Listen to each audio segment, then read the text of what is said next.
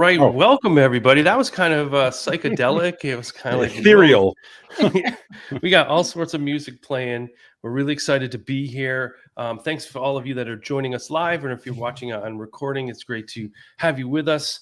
We're going to be talking about AI in action tonight. And I think I feel a little selfish because for all of you out there listening and watching, that's great. But I get to hang out with two of my favorite people tonight. So I'm really excited. For those who I have not met in person, my name is Matthew Joseph. I am the Assistant Superintendent of Technology and Learning in New Bedford, Massachusetts. And I'm really looking forward to bringing that district lens into this conversation. And even today had a great workshop with both Carl and Adam File, a 6-week program on boot camp around AI in action. So I look forward to diving into some of the ways that we're using it within district. I'm going to kick it over to my co-host on a different podcast. So I'm used to kicking it over to her, to Lori Guion. Lori, thanks for being part of this. I'm looking forward to the next 40 some odd minutes. It should be a blast to spend time with the both of you. It's exciting, everything we get to do with AI and to have these conversations, I think are super important. For those of you who don't know me, I'm Lori Guion. I am the lead coordinator for instructional technology programs at WSWHE BOCES. And co-host of the Smile Factor podcast with Matt. And I'm looking forward to seeing Carl in a few weeks at Nice Gate. So I will toss it over to Carl so he can introduce himself too. Yay. Well, thank you There guys you so much go. for thank you. That was a great segue. Like y'all have done this before. So I get the feeling you're pros at this. Well, thank you so much for that, Lori. It's not oddish minutes when it's with you guys, though. So There you go. There you go. So Carl Hooker, 27 years in education, former classroom teacher, administrator here in Austin, Texas, where the weather is still warm. And spent a lot of time the last couple of years really deep diving. Obviously, I've written a book on AI, but as Matt mentioned to and alluded to earlier, we just wrapped up today, excitingly enough, a 6-week boot camp through All for Ed, Future Ready Schools. Some of you are familiar with them, working with 11 different school districts across the country on just building out guidelines, guardrails, policies, all of that, kind of the heavy lifting stuff when it comes to that work. And we know there's a lot of schools out there that are listening that are still a little bit getting on board with that just as we speak. Because again, let's think about it, y'all. I mean, it's only been 2.5 years really since ChatGPT came out, but I feel like we're flying, right? Yeah, except that AI has been around for over 70 years. It's just all of a sudden we're just getting that focus and be like, oh wait, this is here. We might want to do something with it. And somewhere Allen Iverson's like, what about me? AI? Yeah. No, wait, that's I've been here a lot longer than that. And I think that's really the focus of today, is that AI has been around, but as Carl mentioned, the boom of it within education has been in the past few years, and really taking a look at it from 3 different slices and bringing it to some examples, bringing it to some research, bringing it to you in the way that you can digest it and see how it works for your districts. Because, let's think of one word that comes to mind when we think of AI. And for me, it's ever changing. That's 2, changing. And I think when we think about it, just from talking with individuals like yourself, talking with, multiple districts at the boot camp, being at events like this, everyone's at a different starting point. So for me, that's one of the things that we can look at is, where are you right now? So it's changing for me. So, and it's changing practices and changing mindsets as well. So Lori or Carl, what's one word you think of when you think about AI? Go ahead, Lori. Oh, thanks. I was thinking that AI would have put a dash between ever changing, and it would have been one word for you. M dash. There you go. Yeah. That's right. For me, I honestly, I feel like it's accessible. I'm going to go with that as my word, because I feel like it opens a lot of doors. It breaks down barriers of things that maybe you didn't feel like you could do, but now you can. For example, I always say I'm not artistic, but I am creative, and AI gives me the opportunity to use their tools in a very creative way. So I feel like it opens doors. It's accessible. What about you, Carl? I'm putting it in the chat right now. I'm going to say complicated. And then I realized I can't spell complicated without the help of AI, which is kind of ironic.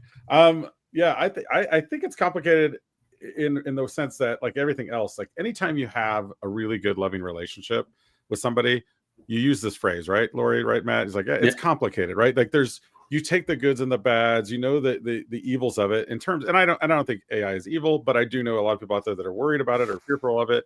And I don't want to dismiss those fears, because there is definitely, you know, there's been reports in the last couple of weeks about AI kind of, you know, deciding not to turn itself off when its creators have tried to turn it off. And I'm like, wait a minute, we've seen this all before, right? But then on the same side of that, I mean, with those guardrails, putting those proper things in place with schools, the opportunity, kind of the things you guys have both alluded to there, for students, especially the students that don't have access to a tutor, or the funds to pay for a tutor, or a parent at home that's willing to maybe help them, or able to even help them with whatever their schoolwork is. This gives those students at least a leg up, or at least a chance to level the playing field a little bit on those opportunities. So yeah, it's complicated. Yeah, and I think I'm going to make it even more complicated. I'm going to go into one of the things that Lori said, where you said that you didn't feel like you were artistic, but you're creative, and you started to use AI to create. Now, I'm going to talk about how it really lends into the work that I do, and I'd love to hear from the two of you as well.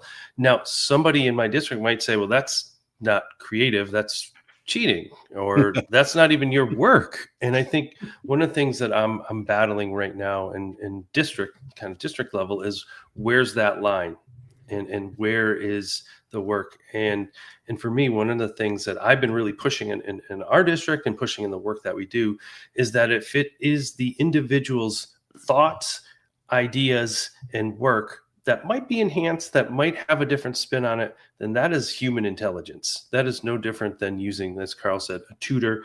I'm 54 years old now. At 42, I was writing my doctoral dissertation, and I was the guy who brought in the stack of paper to the writing center to give it to the 19-year-old honors English student before she realized, like, do you go here, mister? And I'm like, yes, can you read my paper? Straight. And we just we sat there for 2 hours and went through, and she helped me with my grammar, she helped me with ideas, and it was my dissertation, my research. But that the writing center at both Springfield College, where I went as an undergrad, and at BC, were invaluable. So I think that's where it's starting to show up in the work that I'm doing, is where's the line of human intelligence and work in machine learning?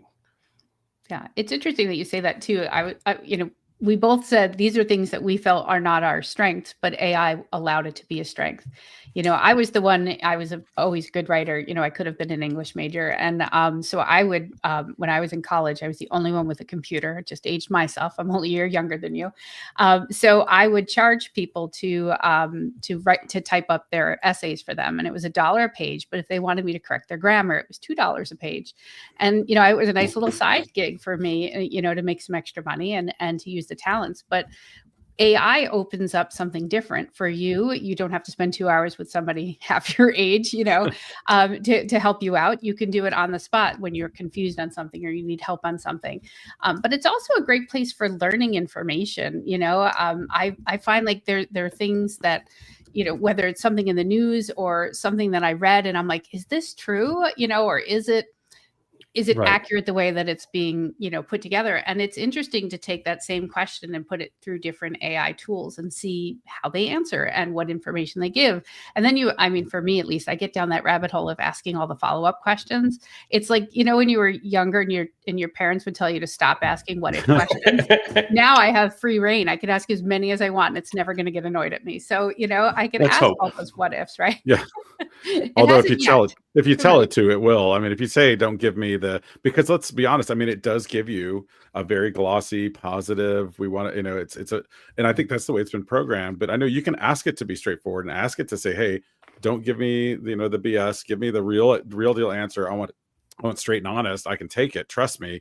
But you almost have to coach it to that point. And even then it's like, well, you're still amazing and great, but I'm going to tell you a couple things you can probably fix. Right. So yeah, the unlocking of certain things that I don't know if you guys both experienced this, but there's like over the last couple of years, I've noticed like, well, I've thought about an idea of something. And in the past, that idea would stay dormant. It would just stay in my head until I disappear. I'd write it on a note. I have a list of 78, now it's up to 78 crazy ideas that I want to try in my life. And some of that list just sits there and it doesn't do anything. And then it goes away. But now it's like, ooh, what if I added a tool, or if I had a tool that, like the whole karaoke thing that I do to open up all my sessions, which is a fun way of blending music and art to things that I cannot do at all. But now I can, because of AI. Now it's an opportunity for me to sit there and think, okay, I can take music, blend it with art to create this artwork that based on the song. Yeah, I would have never been able to do that before. And so to leaders who worry, and it is a concern about it killing creativity, I always argue, I say, well, schools have been doing that for decades. So it doesn't need any help from AI. But I also think it also gives opportunities for opening creativity for those of us that aren't maybe blessed with a paintbrush or a pencil or a musical instrument, right? Yeah. Yeah, and I think that's really one of the entry points I see in districts, that we can start to really enhance some skills that students are really starting to learn or have budding skills on something, or maybe a gap in their learning where we talk about differentiation a lot, or how can we support students. Well, what I'm seeing as an entry point, I think really two for me, and I'd love to hear what the two of you in your work, what you've seen. The two entry points I've seen are really to enhance a learning gap in some capacity. I'm not saying like special education or IEP gap, but like for me, it was writing, and Lori, it was, artistic. And I think it enhances that and allows you to feel more confident. And I think a second piece is around efficiency. I've seen a lot of, and especially in the work I do supporting principals, using it to create schedules, to support newsletters, different things that create efficiency in their work. And that's two real entry points that I would recommend for any of our I see people on now. If you have questions, feel free to throw them in the chat. We'll kind of address them. Some of the things that I would say to the viewers is really looking at that efficiency in their work and how you're enhancing maybe a skill you're not as strong with. Yeah. Yeah, there was a study that came out. I don't know if you saw it, y'all. It was like, I want to say it was mid-July. It was something that said that like AI saves teachers 5.7 hours a week of time. And I immediately, I'm always skeptical of anything I see with research. I want to follow up, and we all should be, by the way, right? So Sure. So we follow up, look and see where the research is. And if you look at it, I posted something on social, and people were immediately saying, well, 5.7 hours. I mean, a teacher only works 40 hours a day. And I said, there's your first mistake, because they work more than 40 hours a day, or 40 hours a week. I mean, and I said, so maybe it saves some grading time, maybe answering emails, but I don't know. I feel like for all the efficiency it saved me, it's also that time is substituted with deeper dives into things. So I'm almost spending maybe more time, but not in a bad way, but more time directed at deeper learning or things that I really want to know more about, versus it's going to help me answer this email or help me answer the 5-part question or whatever. Now it's actually saying, okay, now I want to learn more about it. You were kind of alluding to this, Lori, earlier when you said it helps you kind of like rabbit hole a little bit, right? It's like an AI. We got to figure out a phrase for that. It's not rabbit holing. It's something different, right? Well, maybe AI can come up with it. But Lori, I'm sure it could. Yeah. Yeah, it's interesting. I mean, we talk about what we're going to do with AI or how we're going to use it. And I push into different schools every day. I'm in 31 school districts in upstate New York, over 5 counties. 70% of my districts are rural. So a lot of, open land with, where it's an hour bus ride for kids either, both ways, to get to uphill, right? Very broad area. And the most consistent question I get with AI has to do with cheating, which I know we've kind of alluded to a little bit. We haven't actually talked about it. And I'm going to bring Brisk into this conversation right here, because one of the first times I showed Brisk to a teacher changed my conversation on how I take AI and I explain it to teachers, because they always are concerned about, it's like you said, getting rid of the creativity. Students aren't going to do their own writing and all these kind of things. And district brought me in, and this was last year, I believe, and they said, we had a student that the teacher thought had cheated on, had AI write the essay. We put it through an AI checker, and it said it was 99% AI. And so they had a parent meeting. The student swore that he had written the essay, and they were kind of at a standstill. So they called me in and they said, what do we do? And I took Brisk and I said, let's do the inspect writing tool on, this essay. Let's take a look at what happens. And once we did the inspect tool, you could see how long the student had spent on the essay. You can see how many copies and pastes that they did on that essay.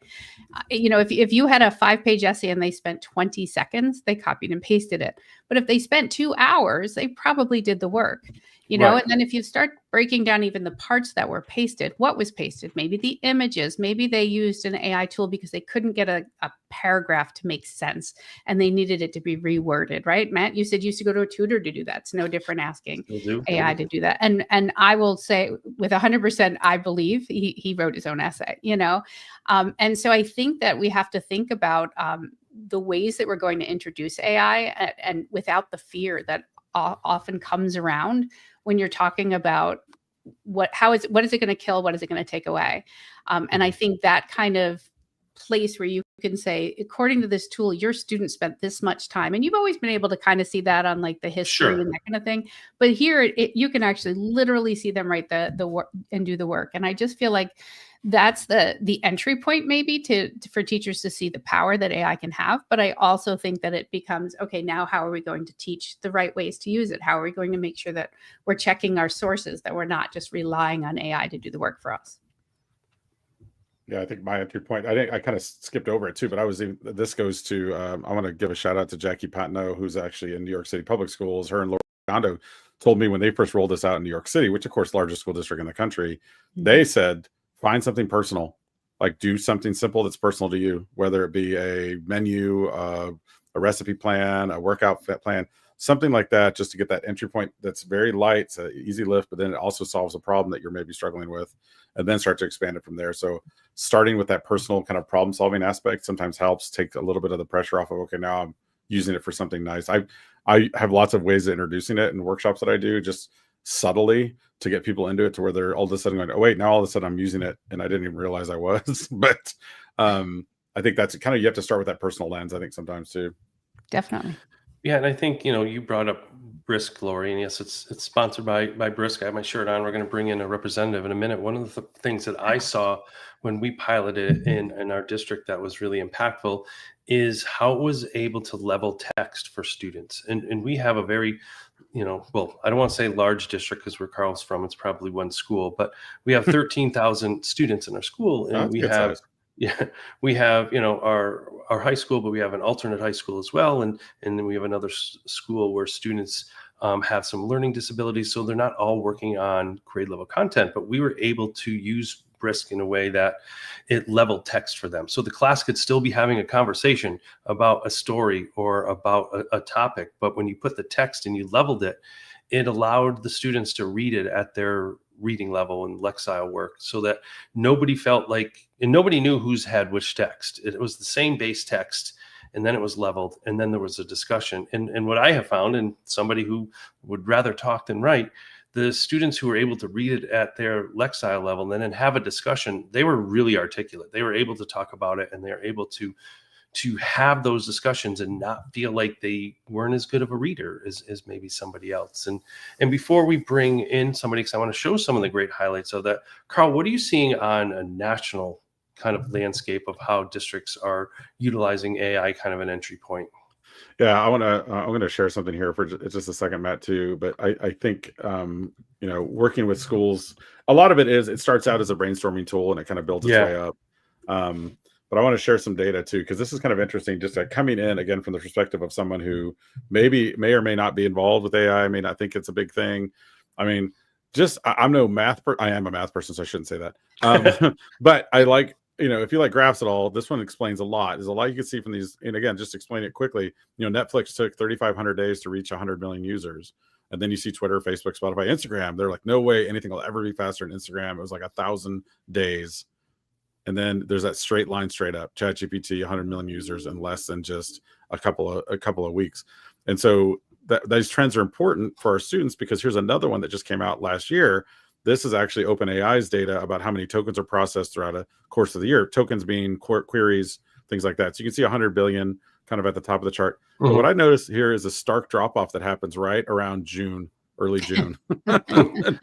And if you wonder, yeah, and it's funny, I've asked audiences and like, well, maybe they switched to something else. I'm like, no, because it's interesting. The number is actually higher again. So there's a big thing that happens and coincides with all this. So I think, looking at the national data and global data is a big part of this. One other thing I'll share with you is just kind of, this is Harvard Business Review, but they talked about the top uses of AI. And then it's interesting to see the change, even the shift of stuff we talked about, like generating ideas is number one.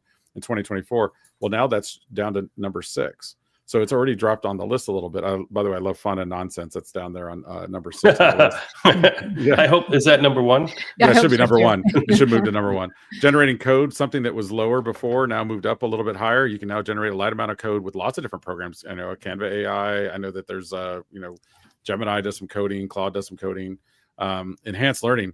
I mean, you just talked about it with your reference to Brisk and some of the things you can do with that. I love her making brainstorm lists, but in a way that also helps apply those things. And so this is global, but this is not just student usage. I'm talking, across the planet. These are what people are using it for. The top 3 are all personal. Wow. Very personal.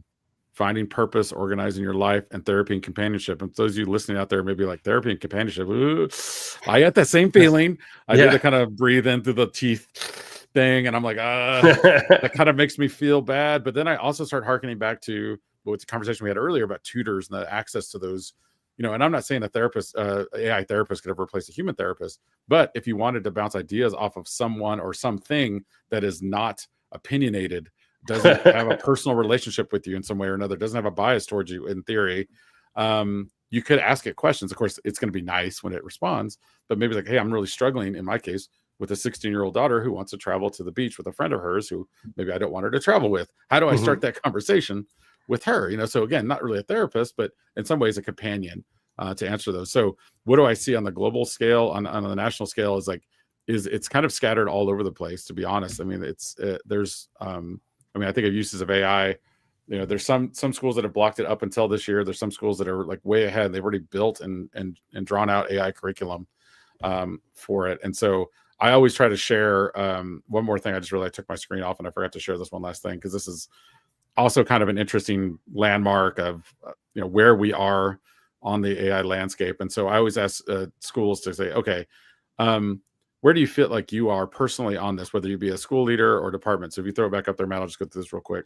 And it is, are you someone who's just getting started, meaning you haven't really used it at all? There's still a lot of people in that area. And are you someone who's just exploring? Maybe you're using a few tools. Maybe you're thinking about student use, but you haven't really used it with your students.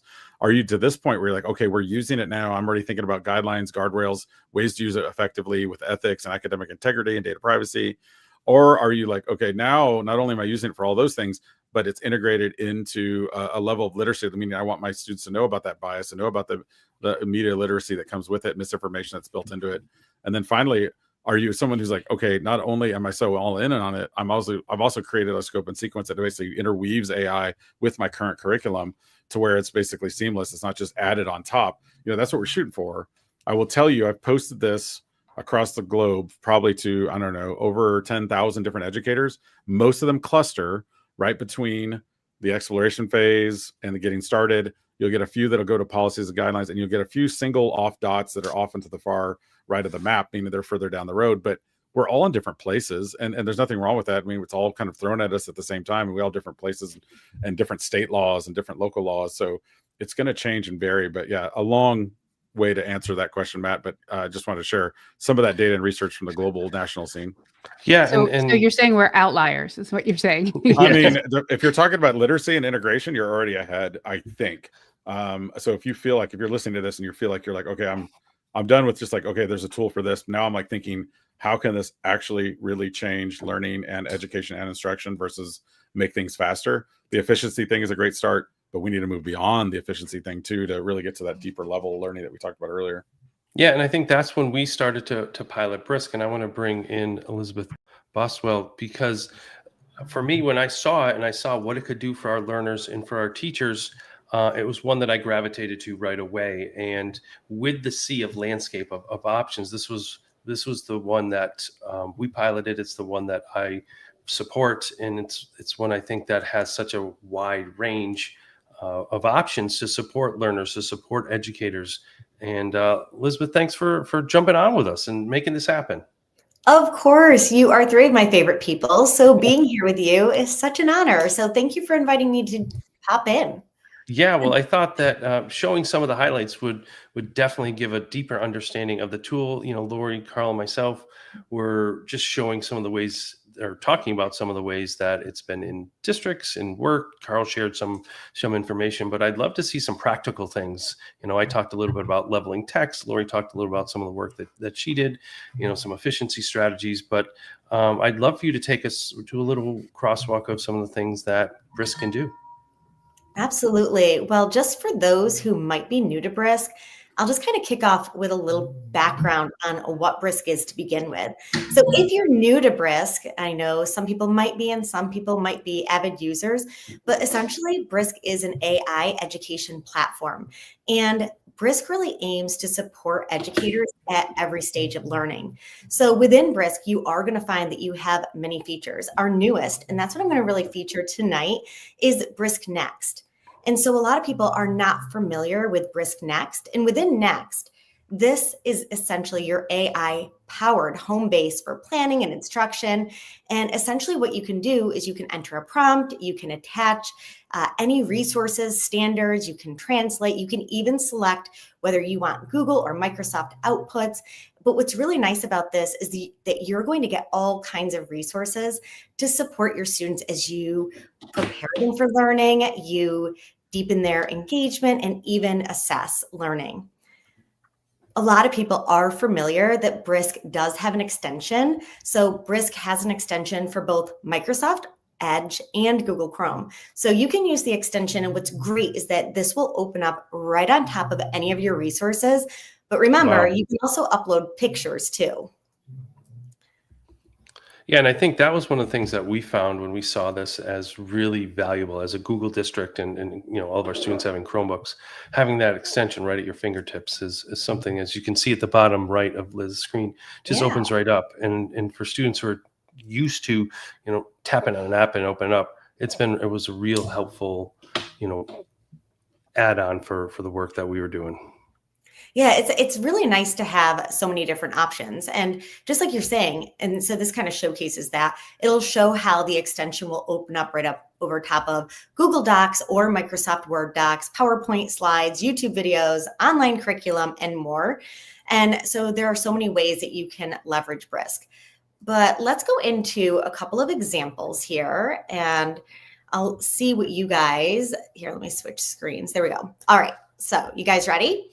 Sure. Here we are, and we are at Brisk Next. And what you're going to see here is that this is our web-based Brisk Teaching opportunity here with Next. And you'll see here that this is where you can like upload, attach, you can include standards or more. I'm going to see if we can add in a quick prompt. I'm a former fourth grade educator, so I taught fourth grade for the majority of my teaching years, but I also taught second grade. But I typically lean into fourth grade, New York State. What I love about this is that you can also adjust grade level. So here's what I want to do. What I did is I entered a prompt. I'm going to click the arrow, and I want you to see what happens next. Like how I worked in that next. Yeah, subtle, very Wow. subtle. I like it. Yeah, It wasn't even on purpose. yeah, yeah. I'll boost my response after that. Thank you. Yeah, thank you. There you go. And then I'll inspect your writing. Thank There you. Got a whole team approach. So here's what I really like. You know, when educators are getting into using AI, of course, you can use the extension. We love the extension, and we actually have some great new highlights to share starting next week of new things and new features and tools in the extension. But here what you're going to see is that I added that prompt, and you notice what you see on the side. You do have like a chat where this is where you can refine your prompt. And you can come in and you can check out any of these materials. Have you guys explored Brisk Next a little bit before? A little bit, yeah. Yeah. Just a Yeah, little. it's fun to see all. I like how you can kind of gather it into collections too. Like so, But kind of it's it just gives. how people think. Yeah, and it gives you just the tip of the iceberg. But if you don't like what what I like is where it says generate more there. So like, let's Yes. say I don't really like those lesson plans or the slides or the podcast, which it does give you those. You can Yeah. always go to more and say, let's dig a little deeper, because I'm the type of person like, well, that's not quite what I'm looking for. Ooh, that's close. Can I tweak that and adjust it too? So let's say I like the energy transfer lesson plan. I can create that right there, or I can edit it. Yeah. Yeah, exactly. And so, just like to Carl's point, if I click create, that's going to be able to create that resource right on the spot. But if I want to click the edit tab, this is where I can actually take this activity and now edit that prompt. Sorry, I just kind of moved on to what it's create the lesson plan now. So, let me share that tab. There it is. So now you can see, because I did click create, it's going ahead and creating. But what is cool is that you can click that create, you can see what you get. And if you're like, oh, that's not quite what I want, you can come right back and you can edit that prompt for that specific activity. Yeah, make And it I like think that's make it so 2 days long instead of 3 days or whatever. Yeah, you can change. Yeah, the and I length, think yeah. again in this brainstorming, the way we brainstorm, the way we have discourse, like updating and having these conversations to edit work is so important. Yeah, I think it's neat too, because sometimes you don't know what you want. You have this idea, like, I got to cover this topic, but it's not always I want a lesson plan, or I want a podcast, or I even want to have presentation slides. I might not know what I want, but by putting it in here, it's giving me options, and I might think of something I hadn't thought of. Maybe I hadn't thought to do an Energy Explorers podcast, but now I want to do that, right? Or, a debate. Let's talk about, Yeah. energy transfer. That's a cool idea. So I think it becomes more of that. I don't want to say it takes your creativity away, but it offers you some things to help you be creative, because you might not have thought of doing something like that before. Yeah, it kind of like sparks the creative side, because I know what it's like as a teacher at the end of the day, or even like first thing in the morning, you think you're ready and then you're like, oh, you know what I need? Or you might need to differentiate on the fly. So it's nice that this kind of gives some other ideas. It might spark something. Maybe you don't use something from here, but then you come over to the chat and now you begin refining. So I'll also share what Carl was hitting on. Carl was talking about how you can create like a bundle of resources. So I'm just going to go do a quick example. If I click plus, like create a bundle, you'll notice that these will start landing at the top. So what I'm doing now is I can now think through, what do I want to include for my students? And that's not going to go in. Let's set this one. So notice that now I have a complete bundle here, and I'll be able to see all of the resources that I just selected. And then what's really nice is that you can also click create. So what I want people to really know here is that everything that Brisk does to create is done based on feedback from educators, connecting with educators, and really listening to what schools and districts need in the classroom. So this, again, came from so many voices of educators. So now you have these bundles, and what can you do with them, though? You can push them out. There's certain things you can push out to students, right, Liz? Yeah, I'm trying to go back into, let's see if I can go back to this screen. Yeah, so from here, we can now preview our bundle. And what you'll see here, it keeps wanting to go to the other tab. There we go. We got you. Yeah, so notice here that once we go to preview our bundle, you're going to see that podcast, but notice what you see along the side. Now you can actually go right through these resources. So all of these resources are created as a bundle together. As the student, if you want to share these with students, or as the teacher, you'll be able to see the learning objectives. These are connected to the Brisk Boost activity. Up here, you'll see that you can share. So if you want to copy this link and share that out with students, you can do that. You can also, I've had some people ask about this. So let's say you have something in here that you don't want students to see. You can hide things from students if you choose to. So you really can come in and edit anything that you might want to change in here. So let's see, that was on my preview. You can also makes it like a choice board in a way, where we have all the things and they have to do all the things, but we're going to give them, all of it in one place instead of a lot of different links. Absolutely. And it's nice that you can also upload additional resources. So if this isn't enough and you want to bring in your own files or something from Google Drive, you want to bring in your own link, you can really build that out here to share. So I'll show you what that looks like. Let's see if it'll open up for me here. So now it's going to look pretty much the same as what you saw. But it's nice because as students work through, you can see you can hide from students. You can also turn on editing mode. So if you want them to edit directly, they can. But as the teacher, you can also view progress. Now, we're not going to have anybody in here, but what's really nice now is that we do have learning insights in here now too. So that as the teacher, you can go in and not only get insights into the growth that your student's making, but you'll also get suggested activities and next steps to support each student. So that is something I'm a huge fan of as an educator myself, just anytime we can look at how we can leverage AI to really personalize learning too. Yeah, that's a big request I'm getting from teachers is they want to be able to see the students doing the work. And they want to be able to send them messages, give them information, whatever it is in the moment, instead of taking home that pile of papers at the end of the day and maybe getting to it by the end of the week. Yeah, and I think, and working with principals, they're looking at the same, like how can we create both efficiency for educators, but more to not lose that creativity, thought process, discourse of our students. So having these options allows much more, for what I have seen, more autonomy from the teachers to guide kind of the work, so it doesn't go, that's one of the worries I hear. Oh, they're just going to go do whatever they want. This is allowing guided choice almost, where students have this resource to support them with this support of the teacher guiding them in the direction the lesson is going. Absolutely. And to Lori's point too, just the feedback, so many teachers, they want to know where their students are in their progress. They want to be able to get that feedback. So keep in mind that within Brisk, you can open the extension and provide feedback over top of any student's writing. But you can also now use batch feedback within Brisk. And with batch feedback, you can now upload a batch of student essays. And what's really great is you can also attach a rubric. You can be able to get all of that feedback for all students.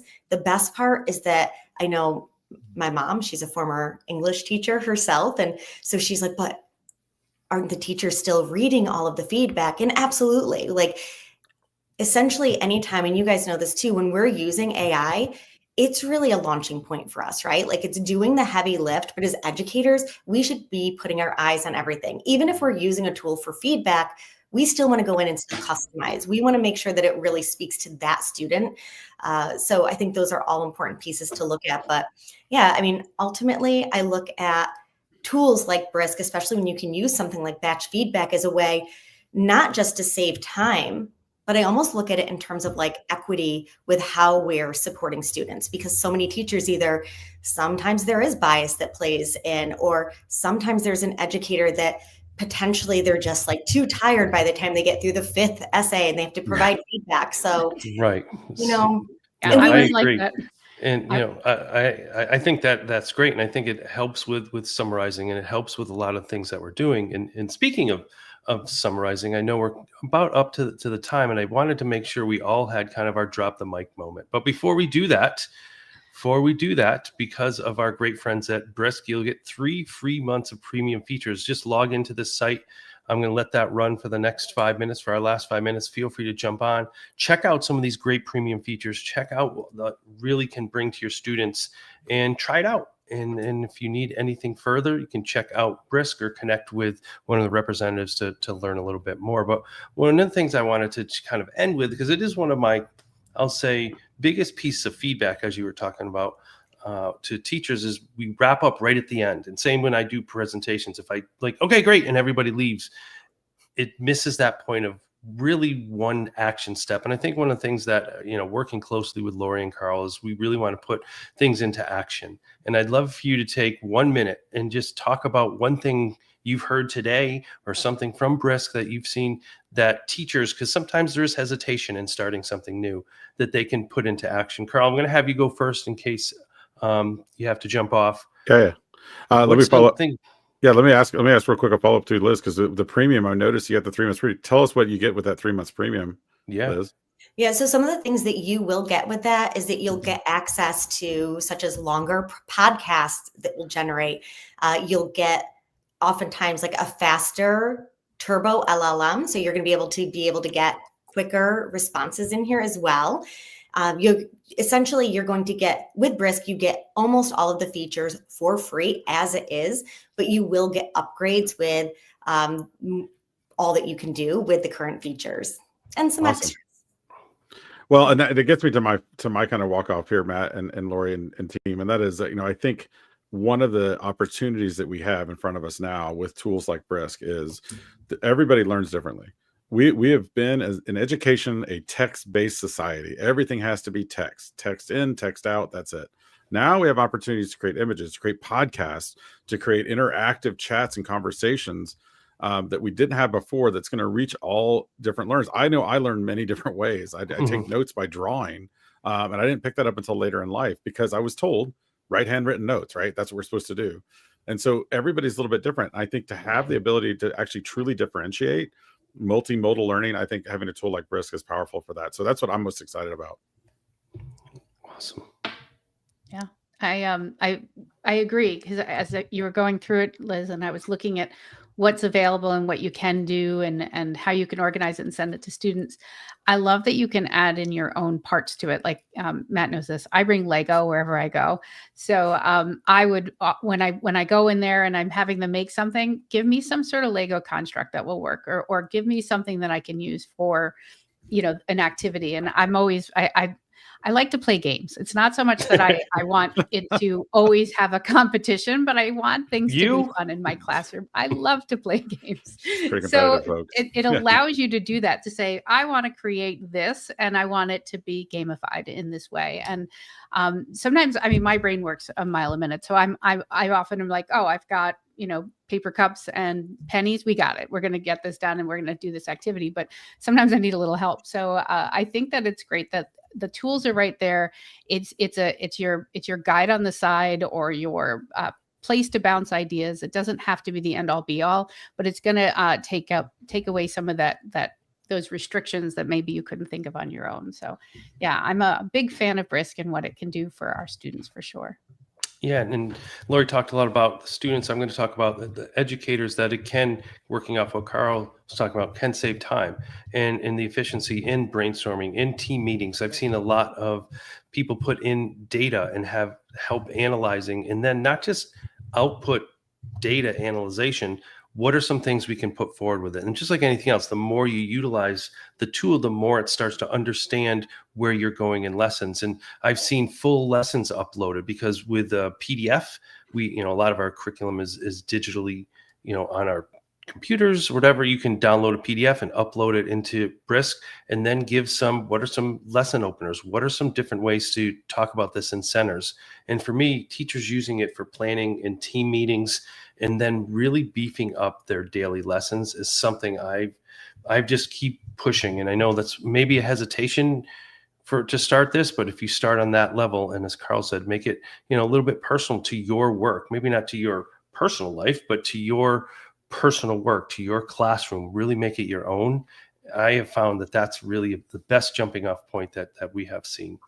And Liz, I'm going to end it with you and wrap it up in 1 minute. How is Brisk making teachers and students' lives even better? So I would say for educators, I think it's really giving them a launching point for all that they're doing. It is really helping teachers to save time, be more efficient, and to be able to provide students all that they deserve. As a former educator, but also as a parent, I think about how many teachers have the best intentions and what they want to teach, but oftentimes either they don't have the time or they don't have the capacity to do all of those unique experiences when we're talking about like hands-on, real-world problem-solving activities. And I think about how now you can drop in your standards, drop in your idea, add in some Legos, or if you're like me, something with Play-Doh. So then you get all of these sixth grade, it's the same thing. But now you're really looking at how do you deepen engagement for all students and differentiate. So I probably hit on quite a few things there, but I always think about my own kids in that way. So yeah. I like it. Well, just Brisk it, right? Yeah, just Brisk it. Brisk it, guys. Yeah. There you go. Well, Elizabeth, thanks for putting this together and all the work that you do. And Lori and Carl, always great to connect, learn from you. And we'll all continue to connect and support education moving forward. Thanks so much. This has been Thanks, great. everybody. Thanks, everybody. Have a great evening, and make sure to use those premium features. Brisket. There you go. That's the wrap.